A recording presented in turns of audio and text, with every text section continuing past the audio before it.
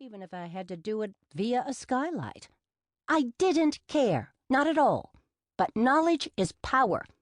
Knowledge is a daiquiri, I intoned as I scrambled up, my black gloves offering a little traction. Strawberry daiquiri, lemon daiquiri, peach daiquiri. Stephen's roof was flattish, so our climb to the skylight was not too perilous, even in my fuzzy state. I hummed the Rocky fight song, stopping to pump the cool night with my fists, like Rocky did in the movies. "What's going on, Chalese?" my sister hissed from the ground below, her voice coming in from the walkie-talkie on my hip. I giggled and held my walkie-talkie to my mouth. "I'm not Chalese. I'm a spy, a secret agent. I am on a serious mission." "Why are you talking about a mission? Why aren't you home reading a romance novel?" Brenda burped. She says it's her best quality. That is patently not true. Her best quality is writing screenplays for major motion pictures that make women alternately laugh and cry like banshees. She's living with me until she smashes through her writing block. Christy said, "Copy that, Miss Bond. All right, 007, carry on." I as carefully as I could with 2 strawberry daiquiris under my belt, well, 3, actually, but who's counting? Scuttled over to Brenda, who was peering through Stephen's giant skylight, quiet as a tiny drunken mouse dressed all in black with night vision goggles. I could see the butcher block island in the middle of the kitchen.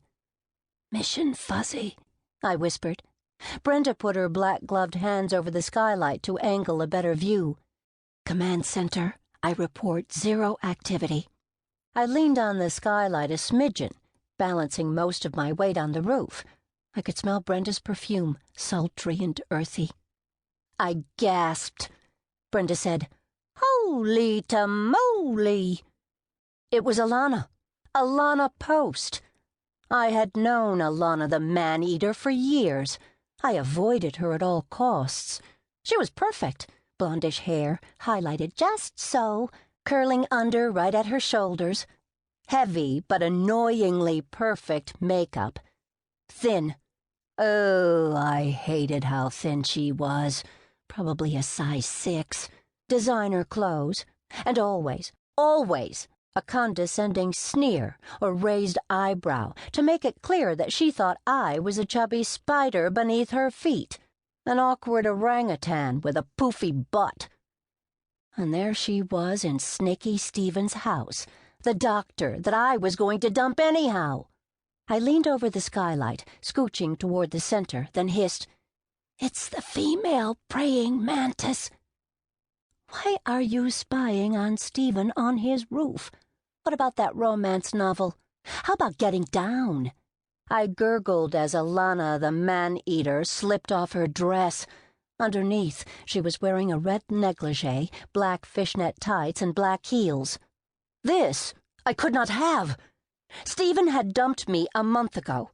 I hadn't even slept with him, and already he was getting in the flesh with Alana the man-eater. "She has deplorable taste," Brenda whispered. "If I had an outfit like that on, I would have added a halo and tail." "That patronizing witch," I muttered. "Did I ever tell you Stephen has a flabby bottom?" We leaned over for better viewing angles. "Those boobs," Brenda said, dismayed. "They have to be fake. No one has boobs that upright, do they? No one should have boobs that bouncy ball perfect, even if they're fake. It isn't fair.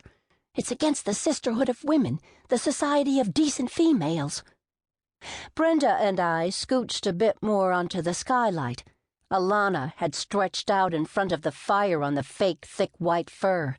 If I was wearing that red getup, my stomach would be slouching over like a bag of red flour, with the wrinkles etched through my thighs doing little for my sex appeal. "I want to be up there. I want to be up there," my sister whined from the ground. "Why don't I ever get to do any of the fun stuff with you two?" "That's easy," I snapped. "It's because you're always pregnant, fertile myrtle." Christy had 3 kids at home with her husband, Carrie, the nicest man on the planet. Well, she sputtered.